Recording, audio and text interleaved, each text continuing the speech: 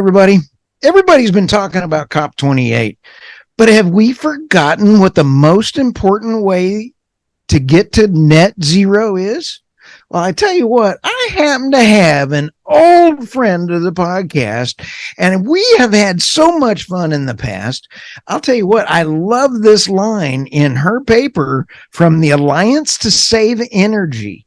It is demand is the new supply, affordable grid stability through demand side solutions. We don't ever talk about this, and I've got the Paula Glover here. Thank you, Paula, for stopping by the podcast. No, thank you so much for having me, and thank you so much for reading our white paper. So much appreciate that. Yeah, I'll tell you what, I love the Alliance to Save Energy because we forget what if you save it, you don't got to make it. Right. That's literally the message, right? That there are two sides of this equation for the transition. One is supply. That's where are we going to get our energy from? Is it going to be all electric? Is it going to be gas, nuclear, oil, a mix, hydro, hydrogen, renewable gas? But we don't talk about the other piece, which is that you don't actually have to use all of it. And that there is so much that we can get in saving our energy before we ever have to build or burn something to create more energy. You know, I met you when you were at the ABE, the American Association of Blacks in Energy. Mm-hmm. And I can't believe that we've known each other for this couple of years on that. And you're just got back from COP. You delivered this message at COP. Tell us about that.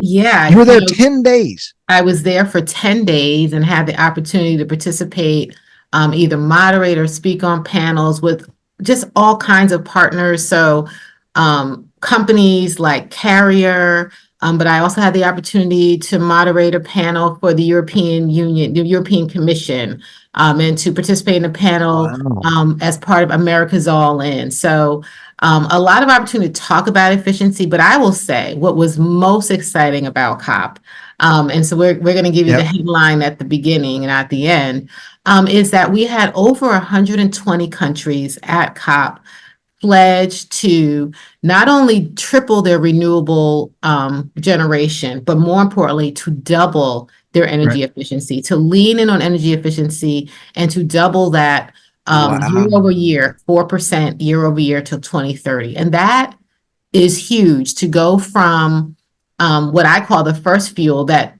no one ever talks about to literally be the headline and the headline early on.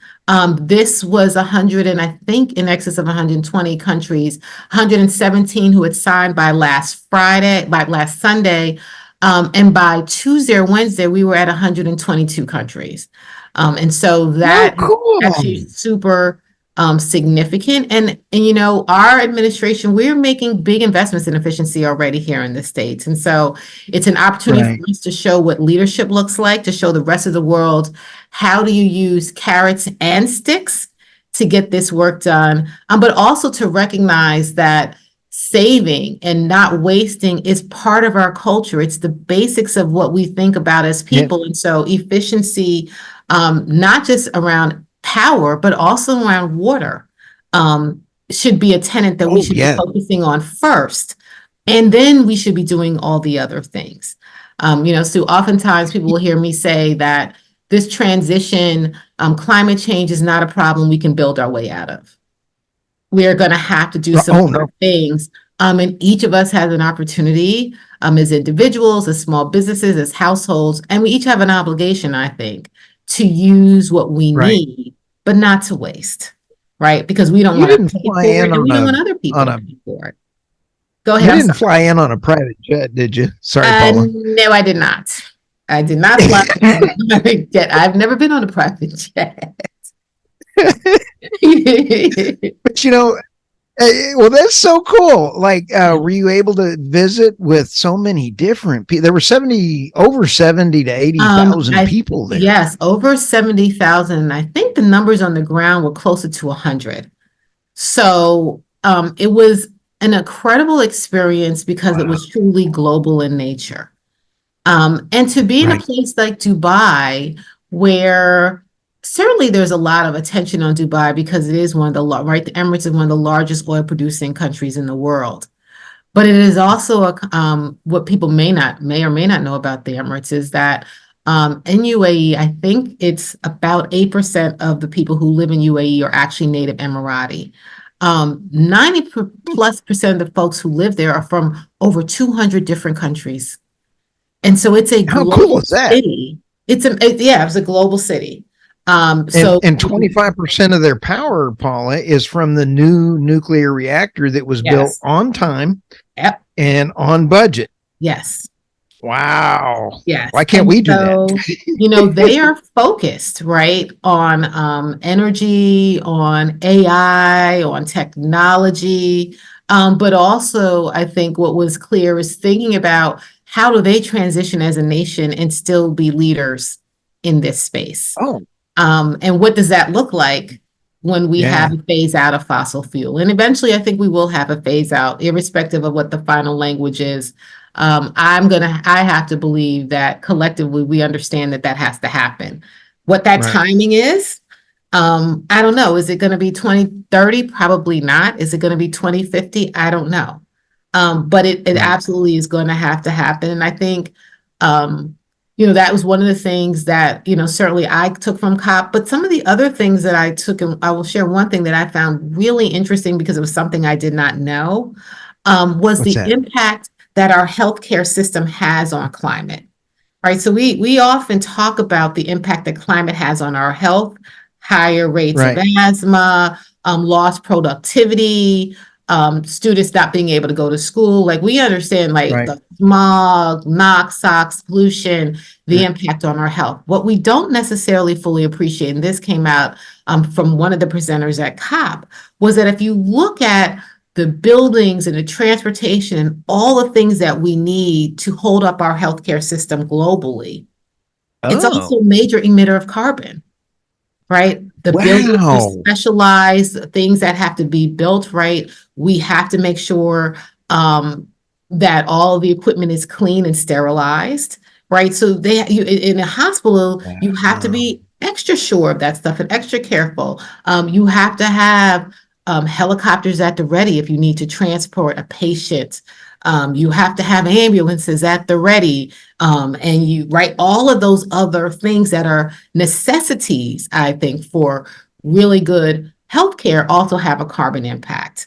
And Wow. so it's that duality of thinking about all of the things that we do and interact with Right. that actually impact how much carbon is emitted into the air. And in this particular case, in this company, their presentation, really where they landed was that prevention is better than a cure, right? And so we talk about healthcare I and love all the things that. that we can do to prevent ourselves from getting sick, but that Right. prevention also helps in terms of our carbon and the carbon footprint that healthcare provides, right? So it's super interesting. I Yeah. mean, those are the kinds of things that also you had the opportunity to experience at COP that I thought were really interesting. That kind of goes along with the CEO of this great organization, the Alliance to Save Energy, doesn't it?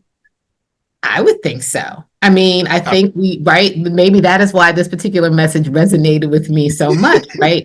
Because using none is better than using clean, even if exactly. it's clean. Using none, if I can power your home, heat your home, and you use less, who would not be happy about that? And what Exactly. it necessitates that climate necessitates us, I think, leaning in on efficiency, but I also think demand does. Right. We are talking about electrifying our economy, which means that we are going to be using more power. And we Right. need to do that without building more stuff, right? Everything has an impact. Everything, if it's solar, if it's wind, Yeah. everything has some sort of environmental or ecological impact. And so we do have to figure Right. out, while we want to electrify and electrify more things, we still need to figure out how we use less. Because Right. again, building our way out of this problem is not a solution in my mind. Boy, you nailed the water problem too, because water is going to be a problem. Water already is a problem, right? Right. And so we're already seeing across this country and across the world all kinds of conflicts because of water, Right. right? And so we also, that is another really important resource. If we think about before the atmospheric rains in California last Yep. year, the drought, right? And farmland Right. that had not seen water in months, if not years. We can't rely on these kind of one-off climate situations to fix our No. problems for us. And we certainly aren't And relying on it to create the problems that we're beginning to see. So there's so much that we can do. And I think the message around efficiency is that there are really big things that can be done, and there are small things at the individual level that we can oh, do. this is so And we cool. collectively benefit from that.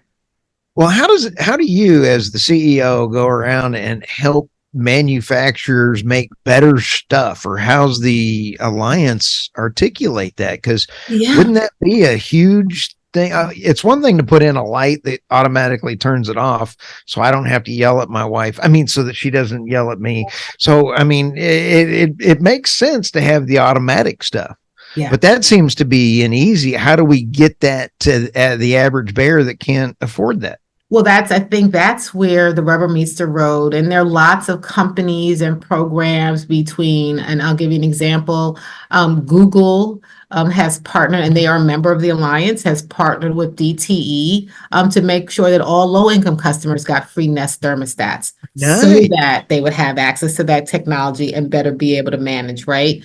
Right. And so across the country in different areas, you'll find programs. But I think what we need to be thinking about, certainly when we think about the Alliance, is how do you get mass adoption?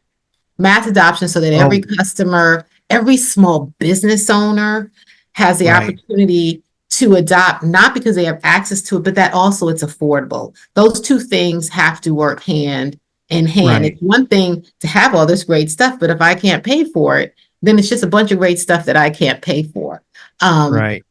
I think the good news is that between the rebates that have been built into the bipartisan infrastructure law, as well as the IRA, the tax credits that are there, the investment money that's coming out of the Greenhouse Gas Reduction Fund, the Chips and Science Act, which is really focusing on manufacturing. Like Right. the administration is trying to, I think, hit all of the different levers that we need to be hitting to ensure that we have a smooth transition.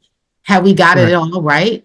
I don't know, but I wouldn't be surprised to hear that we didn't, because Right. you don't know what you don't know. Um, and so it is about how do we get people information and talk about it enough Right. so that they want to adopt it. At the same time, and more directly to your question, I think you would find that there are lots of companies that are really already invested in new technologies and invested in trying to figure out what they can do to lower their costs, lower their carbon emissions. And so for some folks, you would be surprised how much carbon and how much cost can be saved just by changing out the lighting in your building. In a large commercial building, Right. changing to LEDs can have a significant impact on cost and carbon emissions, as would be things like not small things, big things, but what we would call passive efficiency. So things like making sure that your home is fully insulated and that your building Oh, is yeah. well insulated, making sure that you have a nice tight seal around your windows and your doors. And I'm Right. sure you have listeners, certainly I've experienced like walking by my front door that's closed and feeling a little bit breeze come in. That's not normal. We don't want that, Right. right?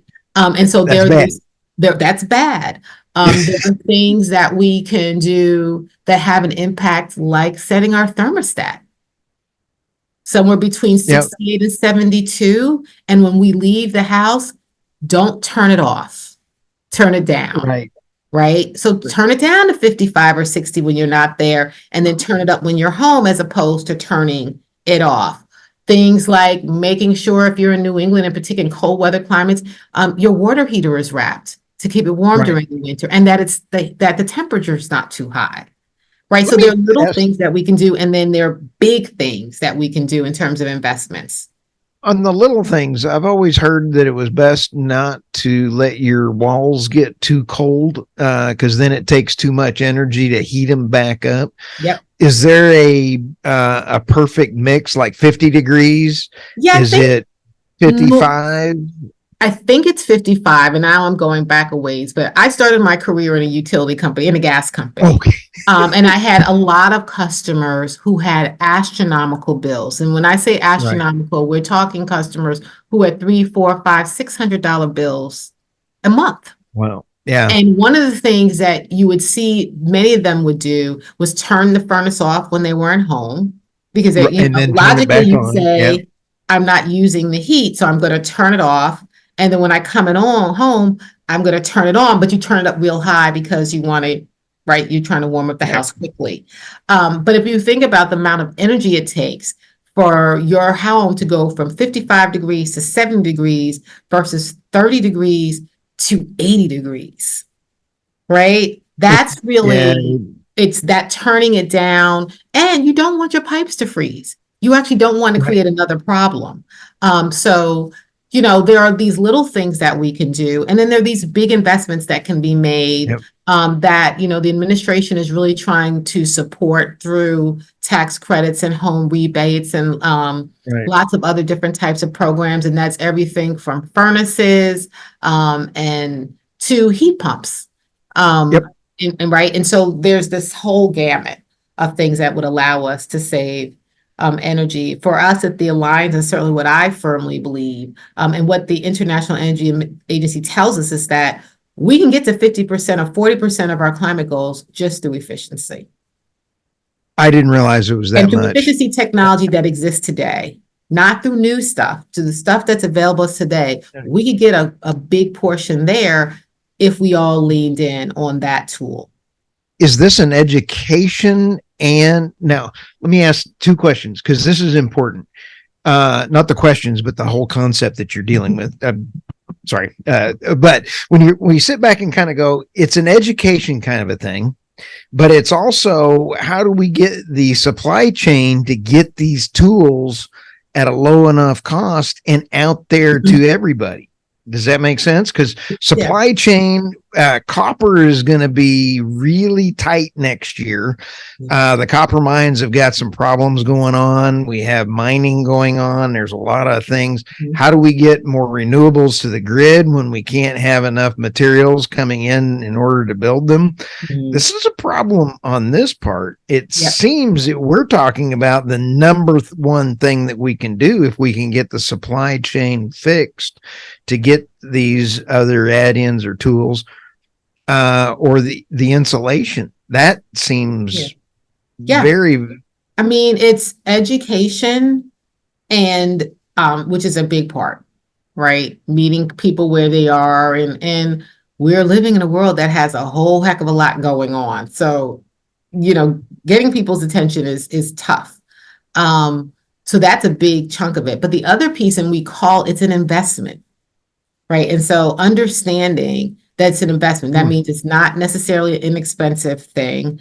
And it means that over time, you're going to see the benefits of that investment, right? And so if you make an investment of $6,000 to further insulate your home, you're not going to see a $6,000 decrease in the first month or even the first year. But over time, you're going to more than get your money back in that savings. And so part of it is, how do we understand what people invest in? And how they make those decisions and why they make those decisions. But I think for us, certainly for us at the Alliance and broader as an industry, is understanding that people are being asked to make investments in lots of things, right? And so what is it about my thing that I want you to prioritize over something else that may be important to you, right? And what are the policies or the programs that we can put in place to make that decision easier because we've made the investment smaller, right? So all of that I think comes into play. I get too excited. You know me, Paula. I get too excited when we're talking about that. I've noticed this on some of the appliances that we've gotten, and it is amazing on the newer refrigerators how much less they use. But yet, affording a new refrigerator, not everybody can do. Right. So there is this trade-off on an investment. And if you don't have the money, you know, that's the hard part. Yeah. I So mean, that's what I think the tax credits and the home rebates, the rebates are become increasingly more important because it speaks to that right. very issue, right? We recognize that it's investment and not everybody has the money for this investment. And Yeah. so you've got to be able to Yeah. create access. The other issues, and I just want to highlight this because we don't talk about it enough, really is energy Okay. poverty. And so the other benefit I think of efficiency is that there are a lot of people who actually don't use their heat and their air when they should, to the detriment of their health. And so you will find there's some research that's been done by a colleague of mine, Dr. Destiny Knock, that will show you in areas of Ohio or Michigan or even Arizona, where you will find lower income customers who may wait until it gets another 8 to 10 degrees hotter before they turn on their air, or 8 to 10 degrees Oh, colder yeah. before they turn on their heat. That's also not a good situation. It's not good for your health. And but because it's unaffordable, those are some of the Right. other choices that people are making. And so again, the power of this investment is really about cost and comfort.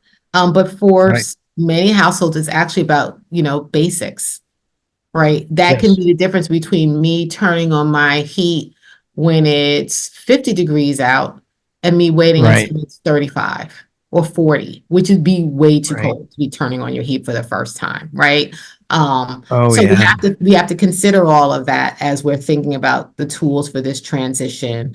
And for us at the Right. Alliance, we are certainly thinking about what is the measure of success for the things that the administration is being able to put money on the street and that we're investing in now. But then what else? Right. Where are the gaps? And so what else Mhm.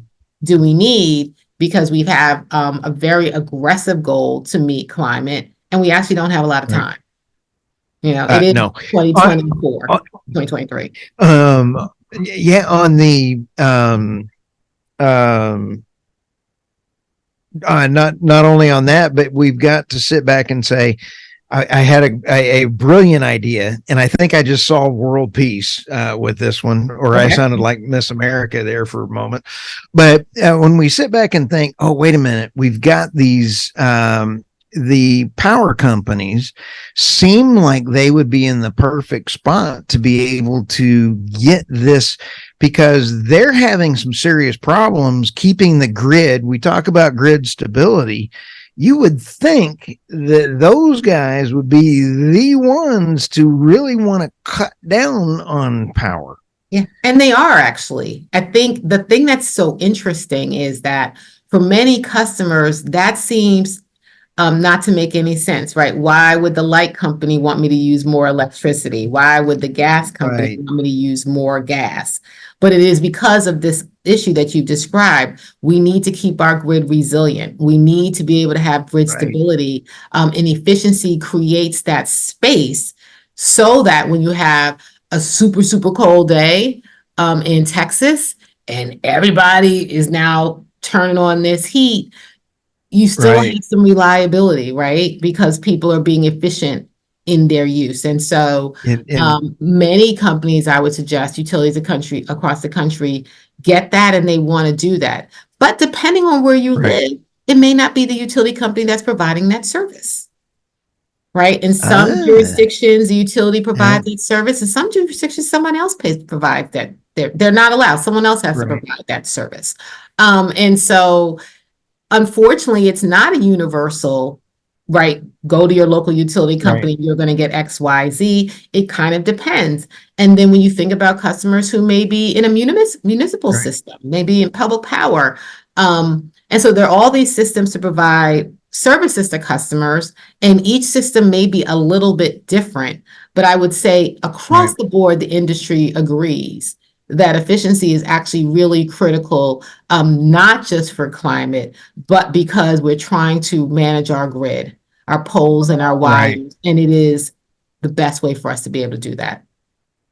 Boy, Paula, that is brilliant, and it because it came from you, not me, so it has to be brilliant.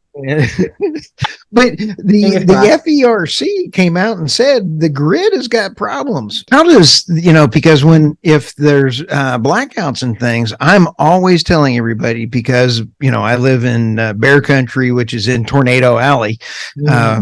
Paula, go figure this out. I've got an overpopulation of bears, and I also live in a place where the house has been hit by tornadoes, so I'm always prepared to be able to survive by without having any assistance coming in. And I don't care where you live. We as Americans and need to help our neighbors and be ready.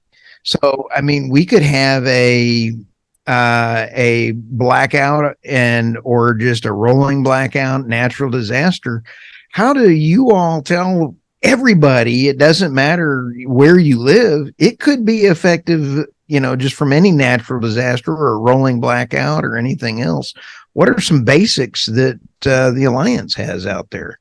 Yeah, so we Does that don't make sense? necessarily, it does. I mean, I think what you're describing is right, a push on the grid that I think we're seeing all over the country. Yes. Worse in some places than in others.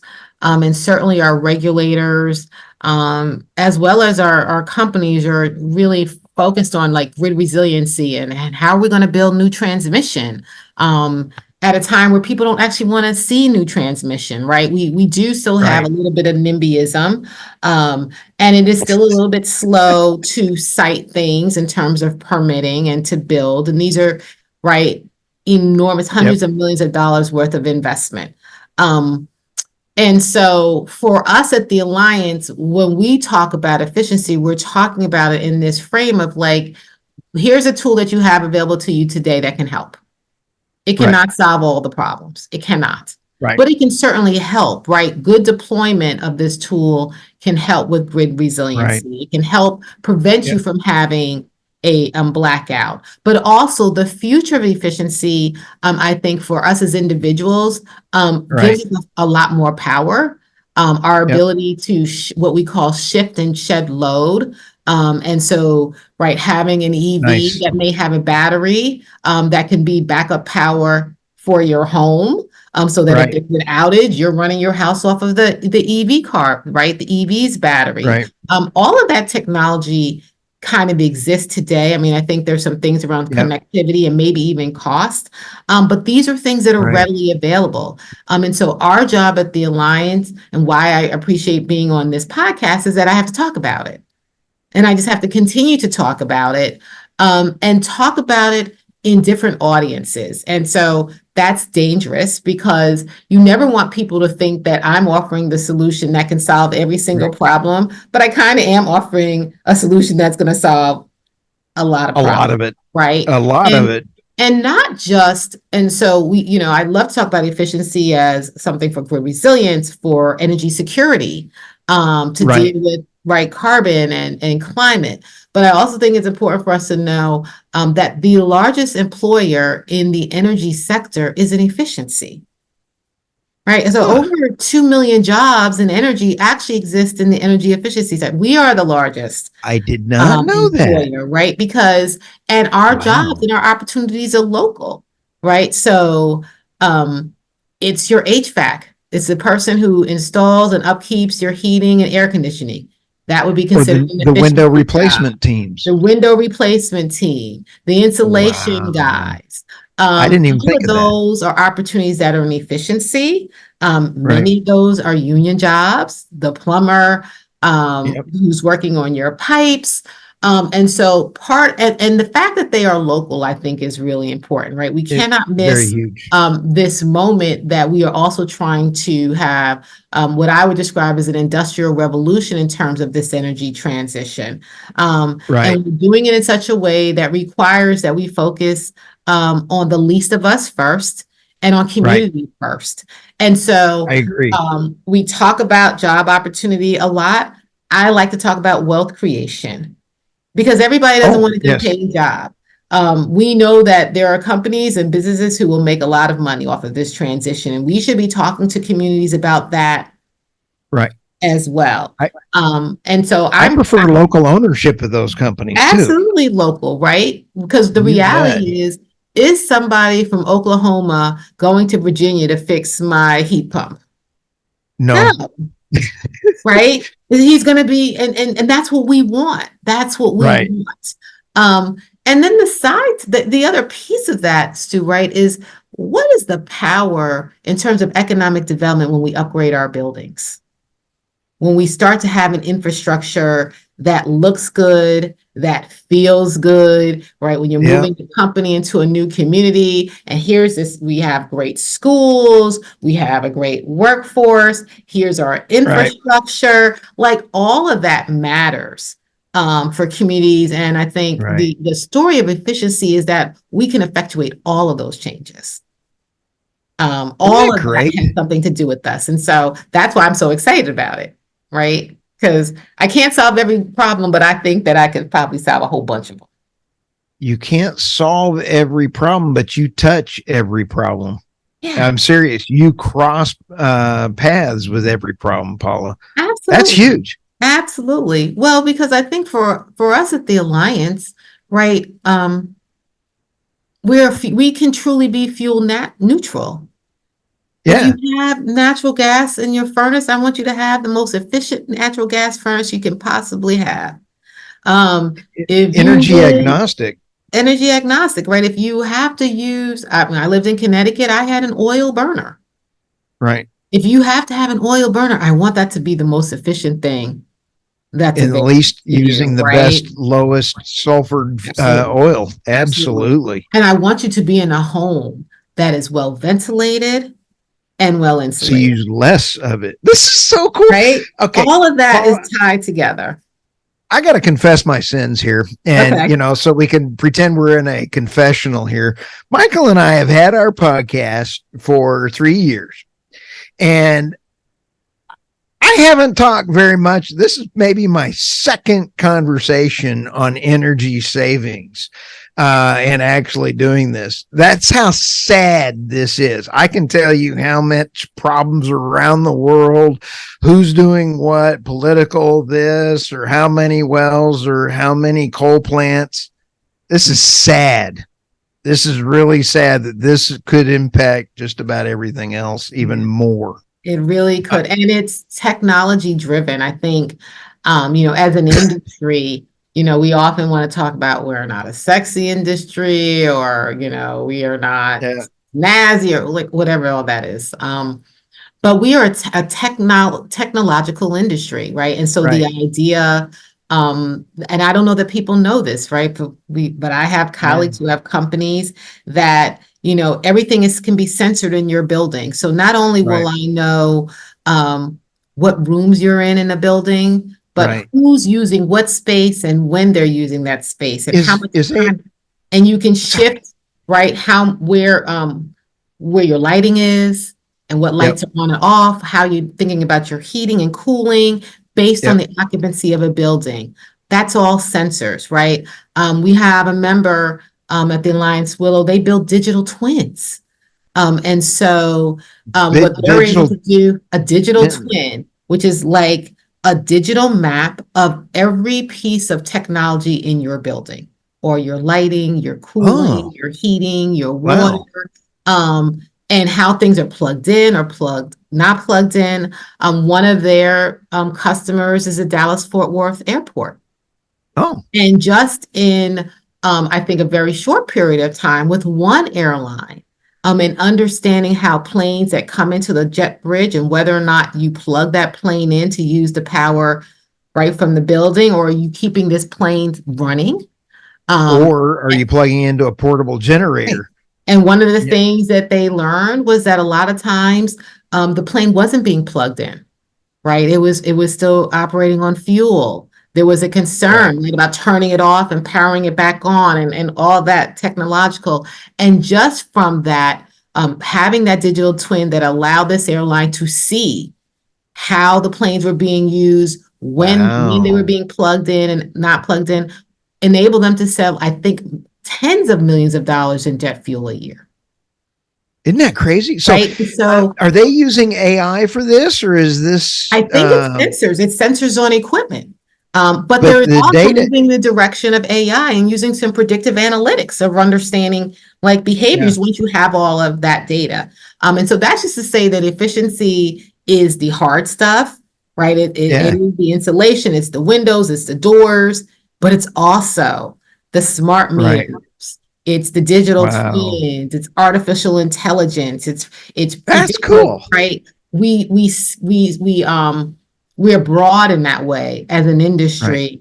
But I think if people think about it that way, you see how it has power to work in lots of different mediums. Because it is also Wow. technological as well as some hands-on stuff. I got about two more questions. We're about out of time, but um, where do you see working with our policymakers, the legislative branches, and everything else for this next 2024? What are some of your key goals as a CEO trying to go help move this message forward in working with the policymakers? Because this is a huge, huge deal, Yeah. Paula. I think, for us at the Alliance, my biggest goal this year is to continue to build a bigger tent. We A at the bigger what? Alliance, a bigger tent. We need to build a bigger tent, a larger coalition. Oh, okay. Got it. I benefit. I have an honorary I board. went camping as soon as you Oh, said that. I sorry. was like, I was like, oh, yay. Yeah. No, we at the Sorry. Alliance, I have an honorary board of advisors, bicameral, bipartisan. And Nice. so we spend a lot of time working with our policymakers on both sides of the aisle, and we are really thankful for their support. I think they understand, right, that what we're talking about has great right. So for some policymakers, it's huge climate benefit. For other climate, it's a huge economic benefit. Right. And so we do that, but we are doing more of that. We are looking at state and local elected leaders. We're looking at our conservative climate caucus, or our Hispanic caucus, or our Right. American caucus. We're thinking about what are the ancillary or the other technologies that enable what we do that we need to be thinking about. Things like broadband and access to broadband, high-speed internet, incredibly important. Right. We think at the Alliance, we have a school program. So we are very much, working with educators and working with our companies so that our Nice. students understand not only the job opportunities for efficiency, but actually the power of efficiency. And so seeing students as young as second grade through high school come up with energy savings projects for their own schools and implement Isn't that those, cool? right? And so we're at the Alliance. My goal this year is to build a bigger tent, which is to how do I get more people in different types of areas to think about the power that efficiency can do to do good for what their priorities are, right? What their Wow. priorities are. And then measuring our success, telling stories about our success, measuring that success in a real quantifiable way that you can, share that out with some real data and proof points. Right. And also, right, keeping our eye on what's going on now. Again, hundreds of billions of dollars that are going to be invested in efficiency and manufacturing, and that's starting to come out now over the next several years. And our role at the Alliance is to one, understand how that money is being invested, and make sure that we measure the success of those investments so that those investments are reflective of what our desires are, not in 2030, 2040, 2050 when our time is up, but in 24, 25, 26, 27, so that we have the ability as an association to think about, are there areas that we need to pivot? Do we need to be more creative about the tools and the technology? But we, over this year and coming, are constantly just looking behind our shoulders and keeping track of what we're doing in real time. Nice. And, you got to have the broadband in order to help get the real time to that home. So I'll tell you, Paula, this is so cool. How do people, your website is ase.org. ASC.org. Yes, please come visit us at asc.org. Connect with us on LinkedIn, Alliance to Save Energy. connect with me on LinkedIn, Paula Glover at Okay. Deadlines to Save Energy. We are happy to talk with anyone who's interested in talking to us. I think this is And I'm going to have links to this article in the show notes because this was really cool. And I Yay. am so thank you for taking the time, Paula. I had such a blast and it was great visiting with you. And I can't wait to visit again. If you and the Alliance ever need to get the word out, let us know because we sure want to get the word out for you. Well, we absolutely have some good things happening over the next year as it relates to virtual power plants. More with our demand is the new supply. What does equity look like in an energy transition? And so we certainly would love opportunity to keep in touch with your audience and share what we're doing. We do not want to leave anybody behind. Honestly, not. We can't afford to. No, my wife leaves me behind all the time. We go shopping. I just go sit in the corner and then she goes home. So, that's how that happened. Just kidding. Anyway, thank you for stopping by the podcast. I do appreciate it. I appreciate it. Thank you for having me.